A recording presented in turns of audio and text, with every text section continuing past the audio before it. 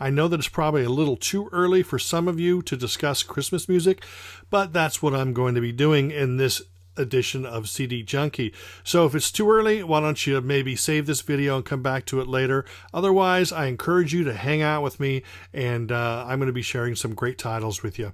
So let's enjoy the holidays together. My name is SPAZ, and I'm a CD Junkie. On this CD Junkie, it's going to be the first of my Christmas videos.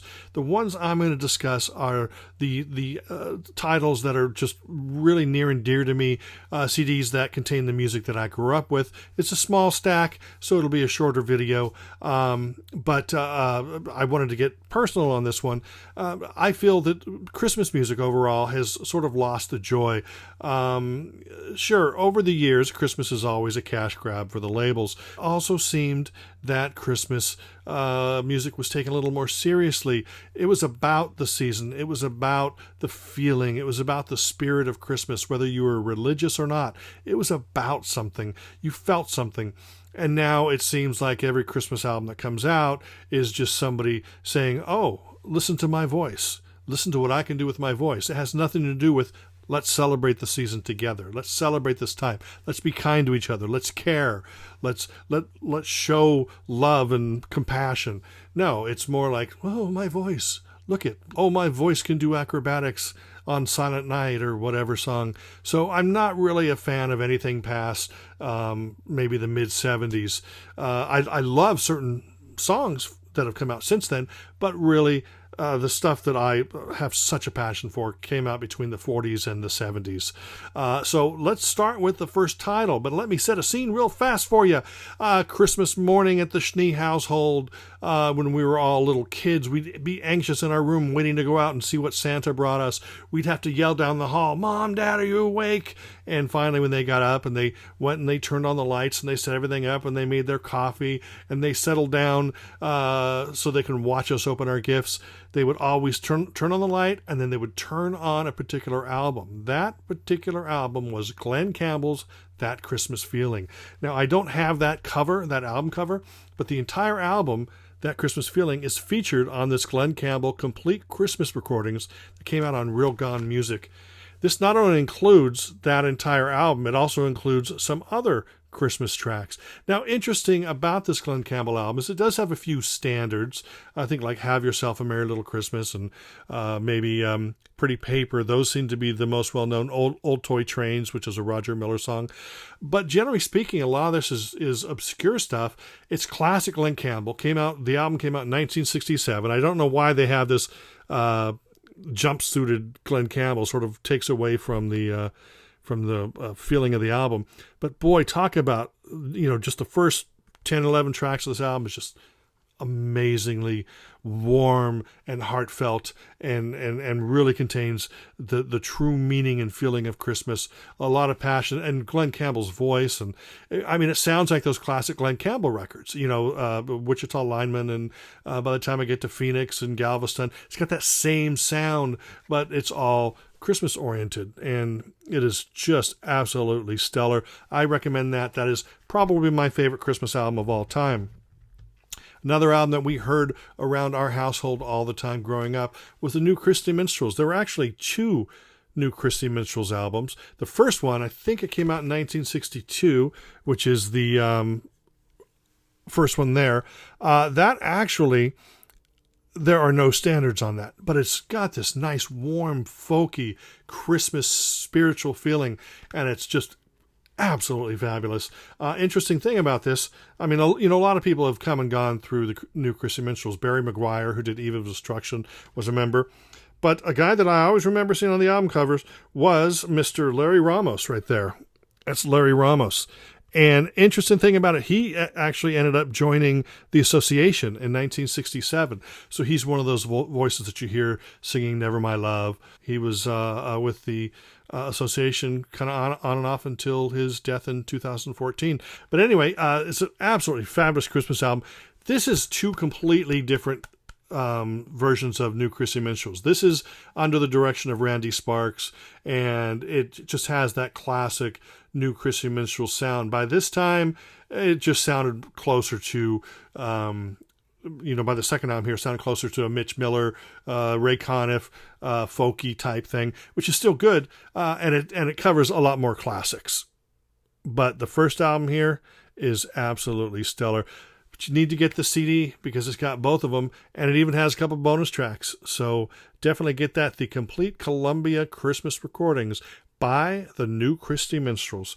Family favorite. Another one that came out actually later. This came out in 71 or 72, but listened to it a lot. My mom would actually play it a lot. This is the Williams Brothers Christmas album. Yes, there is Andy Williams and his three brothers. They actually started out as a vocal quartet, and of course Andy's solo career took off, and that actually put an end to the quartet. But they did get back together, and they recorded a great, fantastic Christmas album in the early 70s.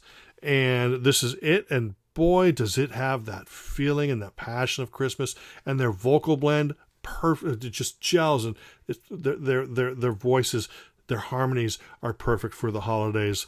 So definitely check that out, the Williams Brothers Christmas album. And then, of course, there's always Holiday Sing-Along with Mitch Miller and the gang. This is, the big artists, I guess, there was the Beatles and the Stones, and then there was Mitch Miller and his gang and the Ray Conniff Singers. The Ray Conniff Singers were a little bit more, hotty-toddy, and sounded great. I love Ray Conniff. I have loads of Ray Conniff on CD, and I have their Christmas album, which I'll discuss at a later time. But this right here, this actually sounded like it's just a bunch of guys, maybe, and a couple drinks in them, guys and gals just singing together and having a great time. Maybe it's a fun album. I remember when we used to play this, it had a gatefold sleeve, and we would read along with the lyrics. So if you weren't sure on Must Be Santa, Cap on Head, Suit That's Red, if you didn't remember the order of it, the lyrics were in the gatefold sleeve. The lyrics are also in the booklet of this. So if you still don't remember what comes first, Cap on Head, Suit That's Red, you're definitely going to find out. But this is a great, fun holiday release, and it's got 3 bonus tracks. You can't beat that. Christmas, Christmas, Christmas. Anyway, here is another classic, the Sinatra Christmas album. Frank Sinatra is my dad's favorite vocalist, so of course we heard this all the time. And this here, now this has been reissued a couple times, remastered, bonus tracks or no bonus tracks, whatever. But this is, regardless of what version you get, this is the Sinatra Christmas album that you should own. It's cool, it's happening, and it's Christmas, and it has that feeling. Since we were kids, of course, those are the things that my parents really loved, that we grew up loving. Now, my parents maybe didn't love these as much, but of course, there's the Chipmunks. Christmas with the Chipmunks. When these albums came out, they actually had full covers back in the early 60s, and my parents got them, and we loved them. And this here, and what this does is I think it actually combines maybe the best of the 2 original Chipmunks Christmas albums right there. I think there's 16 tracks.